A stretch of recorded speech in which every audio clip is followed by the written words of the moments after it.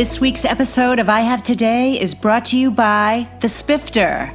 The Spifter is a fun sifting spoon that makes cooking, baking, and decorating with sugars and spices so much fun.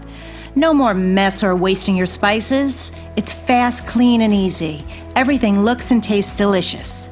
It's also great for straining loose tea, getting pesky broken cork out of your wine glass, and draining liquid off food like olives and capers.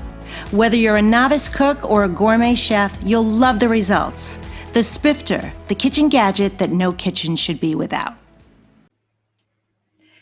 Hey there, it's Diane Forster, and welcome to I Have Today, the show that inspires, educates, and empowers you through life's transitions.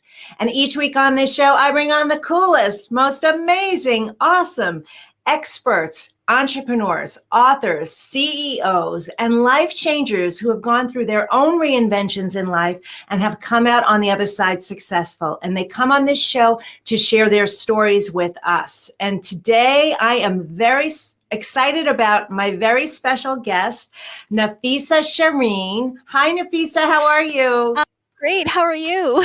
I'm so good. I'm so excited to have you on the show. So you guys, let me tell you a little bit something about Nafissa. Before I read her bio, I wanted to have her on this show because she and I have so much symmetry in our lives, our transitions that we went through. We both reinvented ourselves. We're both helping and supporting entrepreneurs, and we're doing it in very unique ways.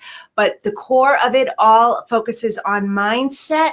And what the theme of the show is today, what Nafissa is so good at, and she's got a unique spin on, is she is going to help you understand that your beliefs around making money being hard are not true. And actually, so the name of the show is How to Change Your Belief About Making Money from Hard to Easy. And so we're going to talk about that. We're going to talk about her unique background, her unique spin on the way she coaches, and how she helps women entrepreneurs get six-figure clients from the get-go. How cool is that?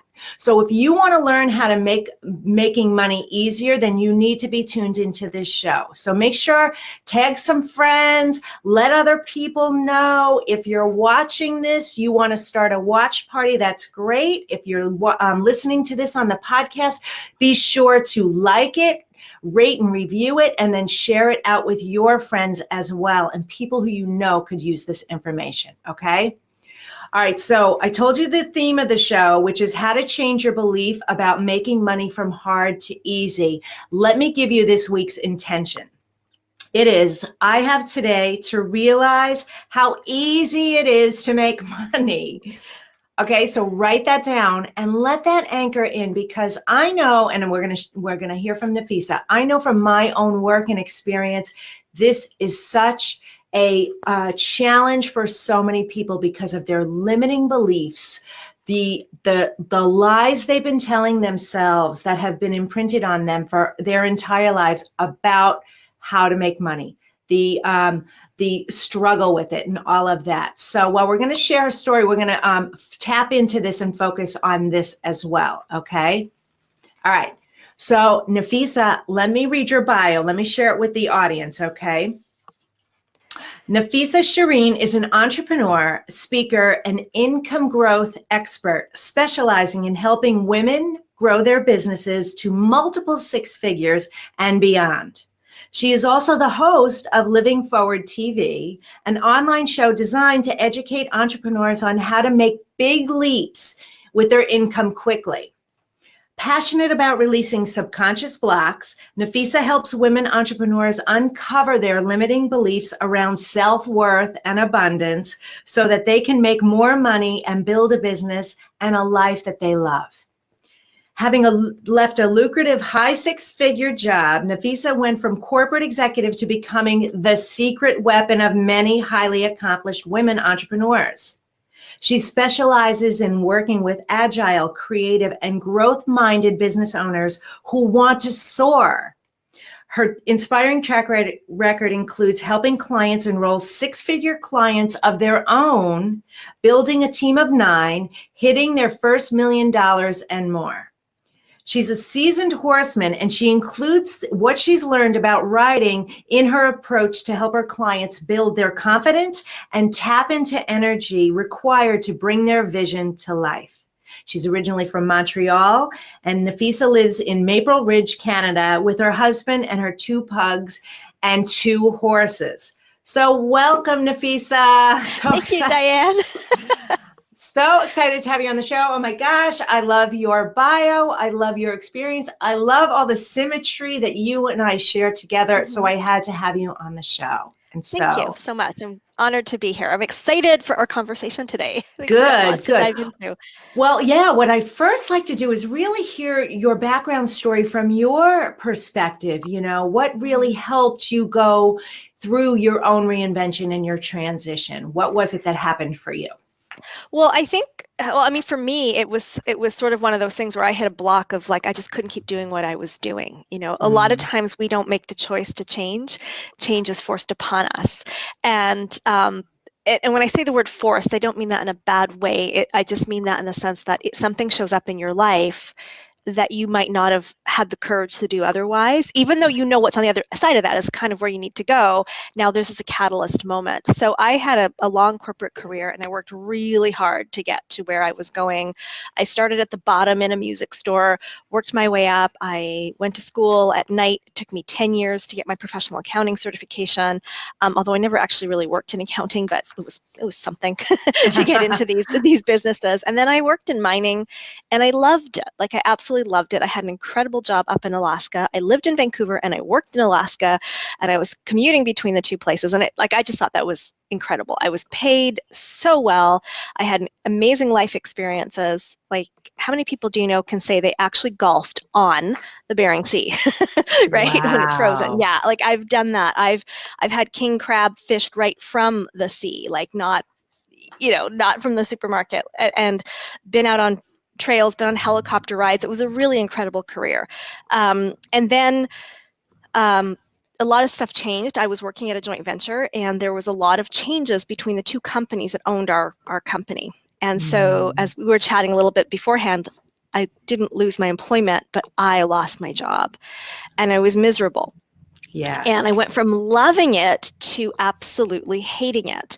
And I think we've all been there, especially, as we get into our 40s, a lot of women, we get to that point where we're itching for change. We're wanting to do something different with our lives. I had spent 10 years getting an education in accounting and business, and then 10 years working in it. But my bigger joy was coaching the people in my teams, mentoring people, seeing other people soar. I never really liked the nuts and bolts and numbers side of things. So all of that was yearning inside of me, but I was having a lot of fun at my job until I didn't. And then you get to that point, and I think a lot of women watching can recognize this. We're like, I don't like what I'm doing, right? But I wasn't just getting on a commuter train and going downtown every day. I was getting on a plane and leaving the country and leaving my husband for like 10 days at a time for a job I suddenly hated. Yes. That was a big moment. And I remember there was a lot of changes in management.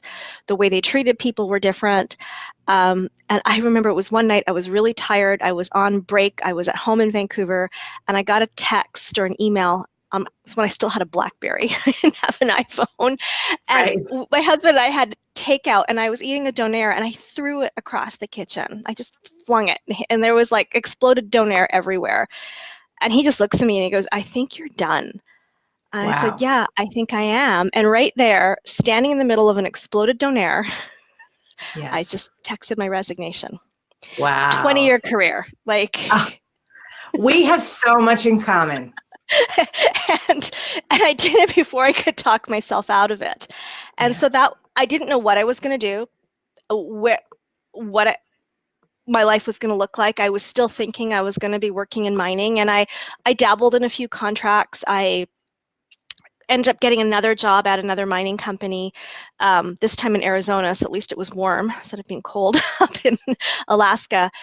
But I didn't like it as much. And through that time, I was working with an executive coach that had really helped me to really catapult my career, because I had a near 7-figure career in corporate. And so, I mean, I think people think, you can't do that, but money is not about what you're doing. It's about who you are, right? So I was able to do that in corporate. And she was really helping me to make certain decisions. And she just said, I'm going to take my coach hat off for a minute and tell you, don't go traditional, because I don't think that's what you want. What do you really want? And that's what started me thinking about doing my own business, starting doing things a certain way. And up until that point, because I had been in the corporate world, like where you're budgeting in July for the next year, right? Mm-hmm. And you start the budgeting process July 1 for 7 months out, or whatever that's going to be. Everything was always so laid out. Yes. And now all of a sudden it was like wide open. So I think that was the first big change I had to make. And it's been a journey, like the 7 years since. Like every day is different now, for sure. Yeah. But that was how I got to that. Like that's how it was like a breaking point, that I just couldn't do what I had been doing anymore. Yes. There's so many things you said in there that I love, that so many nuggets that I resonate with personally. I know there's many people out there that this is resonating with them too, and it was a good career for you. And it provided so much satisfaction, financial gain, all of that. But when you're done. And for me, my moment was, I knew it was coming. I could feel it was coming.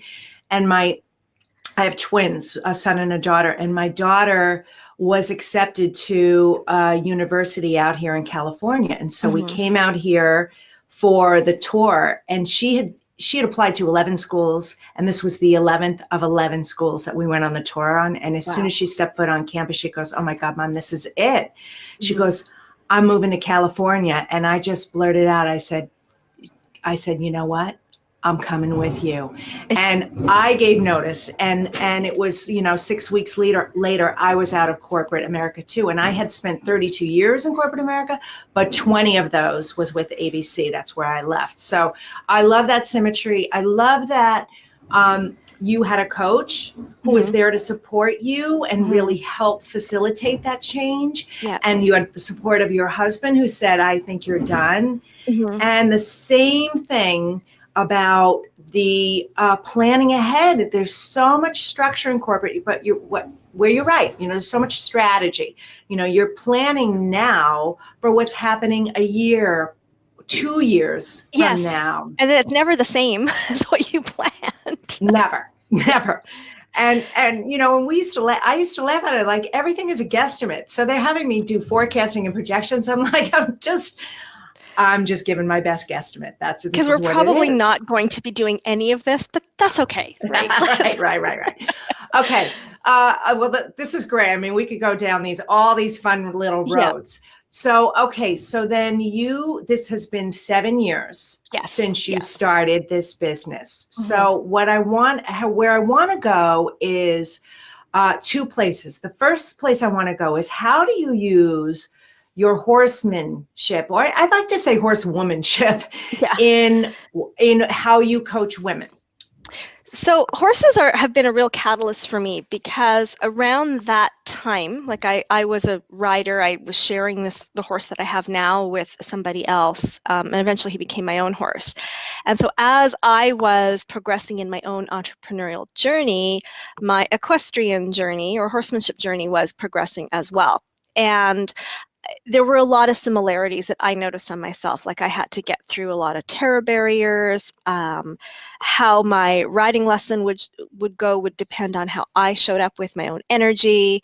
I had to cross a lot of hurdles in my mind about money, because now I had this horse on my own. There's just a lot of similarities that were happening along the path. And then about 4 years ago, I fell in love with natural horsemanship, and I started to learn a different way, and I had to stretch every boundary of myself. And in my business, I was stretching every boundary, and they're always emotional boundaries. Like we think it's money, we think it's physical. Now with a horse, it can be, because they are really big animals, but horses don't really want to hurt a human. That's just the last thing they want to do. Right. So most of the fears that you have, and you need to be cautious around them for sure, but most of the fears we have are all emotional fears. We can't necessarily read what's happening. I had a client up recently for a 2-day private client retreat, and we brought her in with our really big horse, and he's a little unsteady on his feet, so he looks a bit wobbly, and he's super friendly. And of course, she thought he was about to buck, rear, run her over, and he was just saying hello.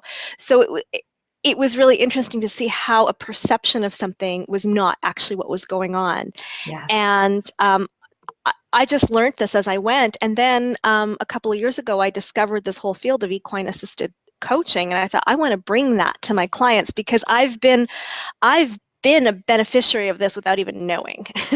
And so I bring it into when clients do come here for their VIP days, we will work with the horses to teach them things about boundaries, about beliefs, about your truth, about emotional congruence, about courage, or whatever the horse is going to decide to teach you. Because in our business, I mean, and you'll know this from working in corporate for so long, business itself is actually simple. People are really complicated. Yes. Amen to that. And even in a corporate setting, all the problems are because you got to get everybody cooperating or having a conversation. But what you actually have to do is not that hard.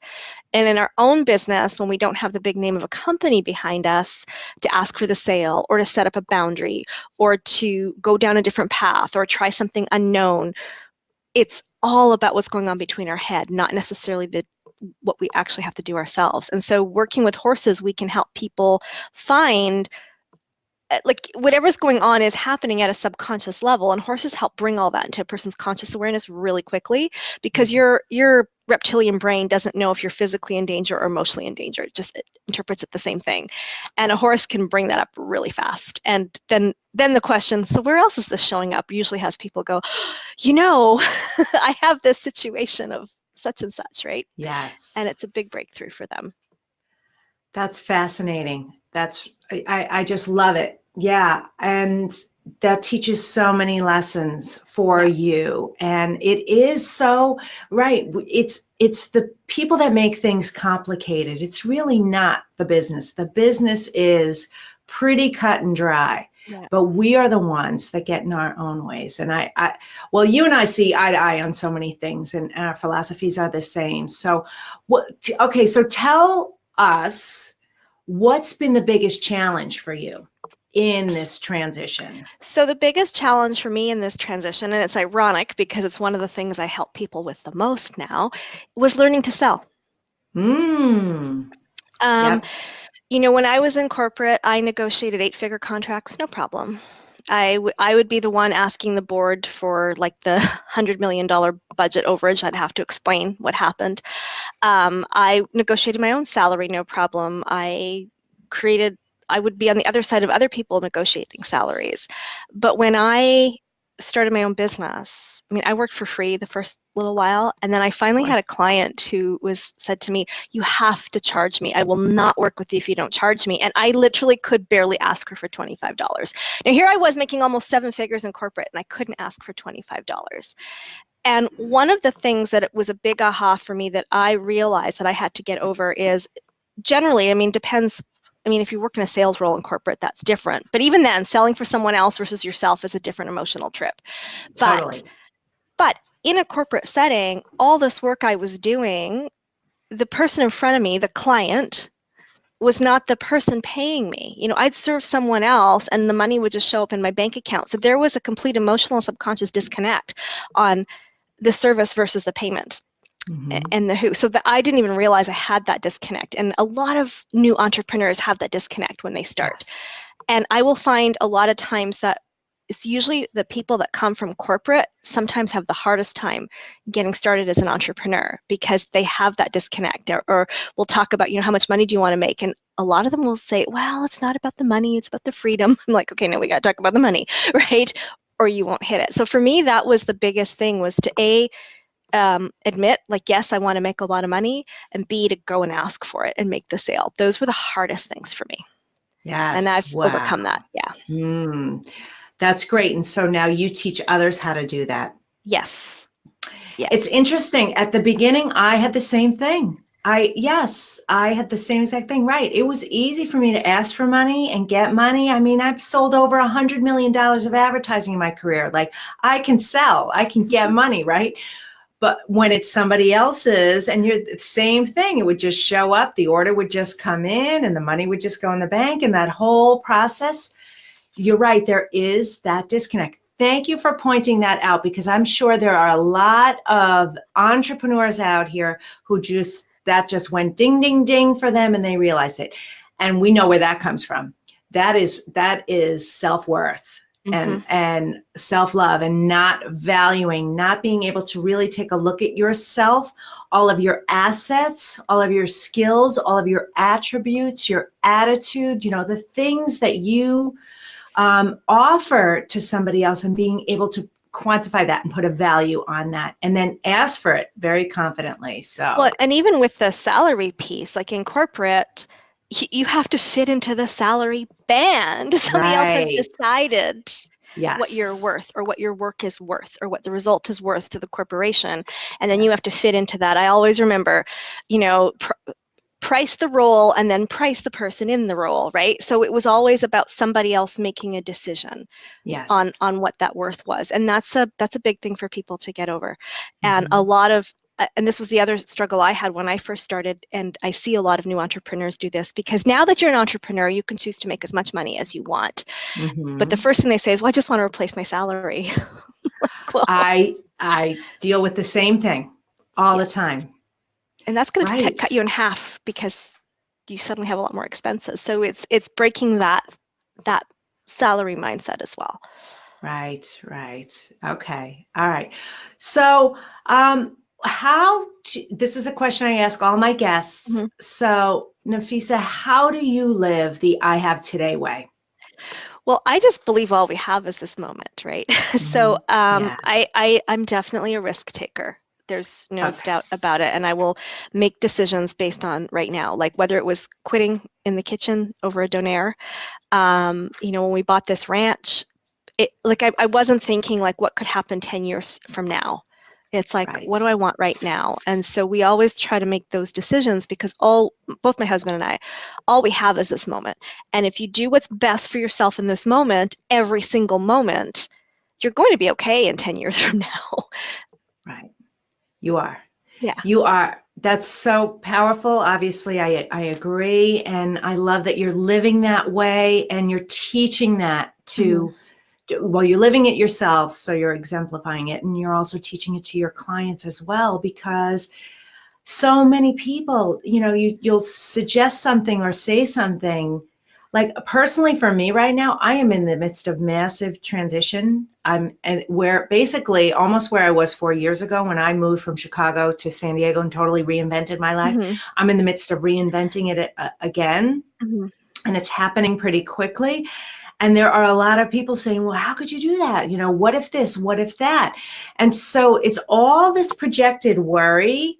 And it's not even theirs. It's my life, right? Exactly. It's all this projected worry into the future, which is not living in the now. So there's not that level of trust that everything is going to be okay.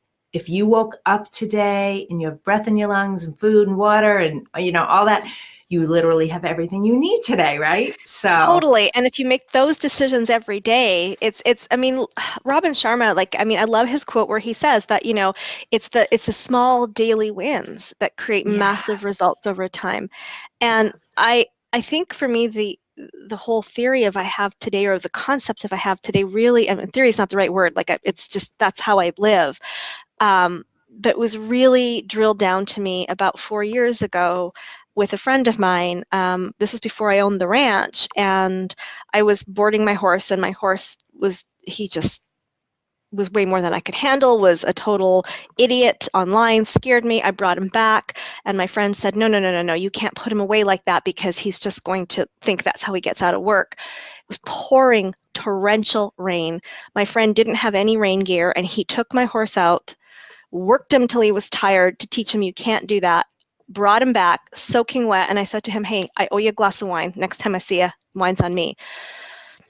Next time I saw him was at his funeral. So, oh my gosh. So I learned in that lesson that you just don't know whether you have tomorrow. He was young, he was 50 years old. He had a very aggressive form of cancer, and he that was it. 3 months he was gone. And so, and he didn't know he had it at the time he was there that day I saw him. So we don't have tomorrow promised. So if we can do everything today for what's best for us today, we won't go wrong. If we're not doing what's best today, we are not building a better tomorrow, right? And I know that, like, even when I left corporate, I know we're going to talk a little bit about, making money is easy. I left with multiple six-figure stock options in the money that only needed 3 more months to vest. Yeah. And that's where people would say, like, come on, just stick it out. What if, right? And the funny thing is if I had stuck it out those 3 months, when they actually vested, the markets had really taken a different tone. So you don't know. So if you're always making decisions for the future, right?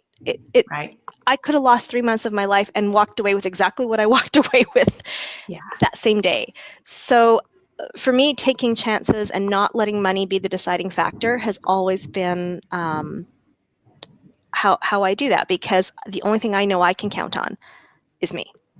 And that's... I love it. I love it. Okay. All right. Well, let's segue. So you talked about your biggest challenge being asking for the money, Yes. And so now I want to pivot, because a lot of what you do is about how easy it is to make money too. You help people ask for the money, get the value that they're worth. So talk a little bit about that, and how that changed for you and how you really help and support people in that. Well, and I love the expression you said, charge for, to charge the value of what they do, what that's worth. And I've noticed, and I kind of fell for this myself, and maybe used this term incorrectly in the early days of my career, about charge what you're worth. And that's, I don't like that expression, because it I don't know, I just find it's negative, but it was very catchy from a marketing standpoint. However, if we look a bit deeper and look at the value we bring to our clients, and a lot of entrepreneurs only look at the immediate result, the thing they do in their business, the thing they do with their health or their relationship. They don't look at necessarily the ripple effect of how this goes out and impacts a person. And that's a simple exercise I take people through, and it helps them really understand that value piece. But I also do a lot of work at the subconscious level. We do muscle testing to see where their fear actually is. We do whole brain balances to help their 2 hemispheres speak to each other. But again, those are only tools to help you get into a positive state. You still have to take action.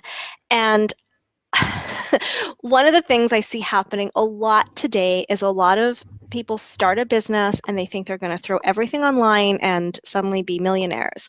Right. And that's actually really hard work. It doesn't necessarily happen that way. It can happen.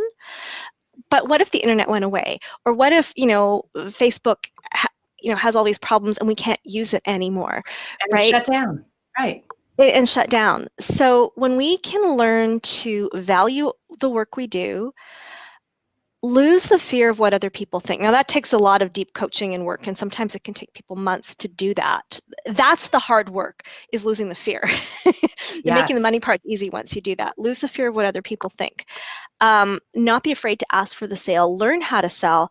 That's where making money becomes easy. Now, when you learn to sell, you are going to hear a lot more no's and you hear yeses. You know that. You worked in sales. And if we can develop that thick skin, it's not going to bother us, because in realizing it's not personal, it's not now, not this, not at this time, or I don't want to solve my problem, has nothing to do with the person making the offer. And if it does have something to do with your offer, it's just feedback that it needs some improvement, right? And when we can master that, that's, and Diane, I've been there. Like I was going to play behind the computer. I was going to do a little bit more fixing on something. And, till one day I was facing, this was about 3 or 4 years ago. I was looking ahead to the following year. It was November. I had one client ending, a couple of them ending, and I had one renew, and I was and she was like an old client. So I had never raised the fees on her. And I wasn't I was like, I'm going to have to close my business down if I don't do something. And I did the hardest thing. I started picking up the phone and calling people. And between Christmas and New Year's, I sold 6 figures. Between Christmas and New Year's. Wow. The slow time, right? That changed my entire life when I realized this is actually easy. Yes. Like, it wasn't easy to get past myself to make the calls. It wasn't necessarily easy to hear the no's. but I got into momentum.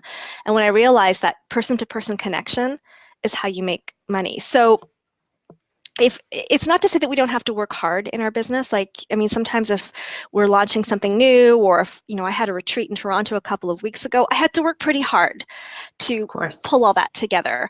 But that's not the same as it being hard, right? Where it feels like it's a slog, where you're not enjoying it, where you're trading time for money, where you're working with people you don't enjoy working with. Those are all really things that you don't have to do. Like, I just recently released a client that was not, I felt such heavy energy working with this particular client. You don't have to do that to make money, right? And so these are decisions we can make to live our life in a way that we really enjoy. And the money part can be easy, but the getting there is the internal work that's not always that. It takes work to do that. Right. It's so true. It's so true. God, you hit on so many points that are so valid. And you're right. And the, getting online and selling and making, 6-7 figures right away, that does not have sustainability. It just doesn't. You're right. The person-to-person connection. And I've done so much of what you've done too. When I first got into this, I was of the mindset of chasing the money. And I kept hitting brick wall, brick wall, brick wall. And then I got focused and clear and said, no, it's not about that. It's about, offering the value and making the connections and identifying where our strengths are, right? Yeah. What we love to do, what we're really good at, and how we can serve in a really great way. And and you had written something in your feedback to us in answering the questions. It might even be in your bio about soaring. And I'm all about soaring too. I think you can crawl or you can soar. And either way, it's going to take the same amount of effort. It's just your mindset around it and what it is you want to do. And then you're right, that inner work of raising the value, your value and your self-worth. And knowing that you can do it, right? I'm a big student of universal law. So one of the things that has always helped me is the law of polarity. If you it exists. It exists. It's there. But here's the other law, cause and effect. You got to do something about it, right? And one of my clients, I remember when she, and I love this story because she kept fiddling with low-cost webinars and trying to get people into her little workshops, and just what else could she put online. And I kept working with her. You need to sell. You've got all these people, pick up the phone. She wouldn't sell. So we had to do a lot of work and a lot of balances and a lot of work on that. And then when she actually picked up the phone, after a year of just literally almost no income, she had a 6-figure client overnight. And it was the same conversation she had to have with a bigger client than with these small little ones. This is where it's easier to make more money than it is to make less. So she had to develop the confidence that she could actually provide value to a different client. And it was one conversation and she enrolled 6 figures. Like, her entire life changed because now she knew she could do it. And so that's another way when we think about it's easier to make more money than it is to make less. That conversation and that work and that effort, whether you want to sell $10 or 10,000, is going to be the same. So go for the 10,000. Yes. And you only have to have that conversation once versus 1,000 times on the $10 product. That's the hard work. Yeah, I agree. So that's fantastic. But it's a big leap internally for somebody to go, I can do that. Somebody wants to pay me that. Yes. Yeah. Yes, they do. Okay. So is there one final piece of advice you'd like to give the audience before we get to your free gift? Final piece of advice. I think I always say, like, just do it. Like, I mean, you'll always figure it out later. If you have a desire for something, you need to know that the way to fulfill it is here. So you won't see the whole pathway, but that next step will be in front of you. So take it and let the path unfold. And it's scary. You're going to have challenges along the way. I mean, I'm not going to say every day is perfect, right? But if you just keep moving forward, like, that's why my company's living forward. If you just keep going forward, it will figure Yes. itself out, and Yes. you'll love it. Mm-hmm. Yeah, I love it too. And that's such great advice, and you use your, the horse riding analogies and so many things with that. And then mine is really about the baking, because I'm an inventor too, and Cool. innovator and innovative thinking. And it's like, you have to make a mess in the kitchen before you get the completed product. Like, it's messy. It's putting all these pieces together. It's making the mess, then, creating it. And that is, that evolves, and it is moving forward, and it keeps changing and growing. It's not saying, all right, this is what we're going to have. We're going to say what we're going to have today, a year from now, 6 months from now, when you and I both know, and you should all know out there, that is not the way it happens. No. It changes and evolves. And so just keep doing it, keep moving one step in front of the other. And if I could just add one thing to that, and I love that baking analogy, because when you're looking at your business, and it's that cliche saying, but don't look at somebody's, 15th chapter when you're on the first. Yes. Look at how they got there, because everybody had to have a journey, and everybody started somewhere, and we've all started. Like, I have a very successful business today, but 4 years ago, I was phoning people between Christmas and New Year's because I didn't think I was going to have one. So know that it's the same for all of us. We all have to do the work, but it doesn't have to be hard. Yes. Beautifully said. It's been a pleasure having you on the show. You and I have so much symmetry. It's crazy. When you said law of polarity, I was like, oh my God, because I say that all the time too. And cause and effect, it's way beyond law of attraction, which I'm certain you're a big fan of and believe in, and you use it. Me too. But I love the law of polarity too. It's the one that keeps me going. Yes. Yes. So, all right. Well, this is Diane Forster. If you want to find out more information about Nafissa Shireen, and she's got a free gift, would you please share it with our audience? Tell us what it is. Sure. I just have a little calculator, because we all have a subconscious set point amount of money we're able to emotionally tolerate.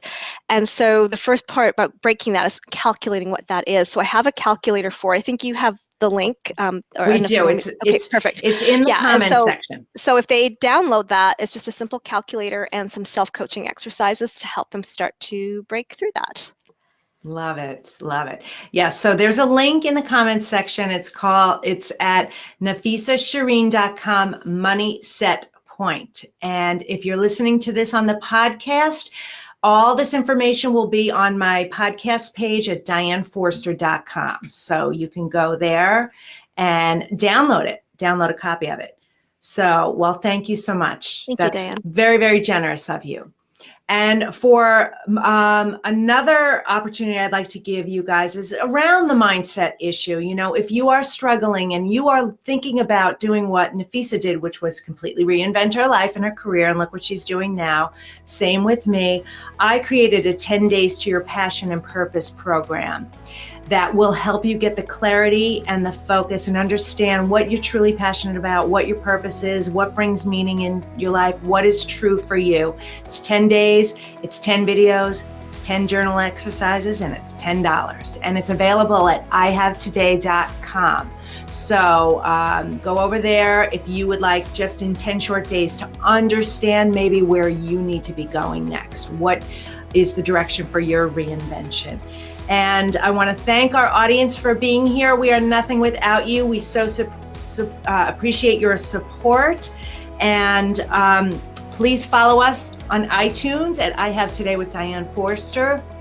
Follow us on social media at Diane Forster Official.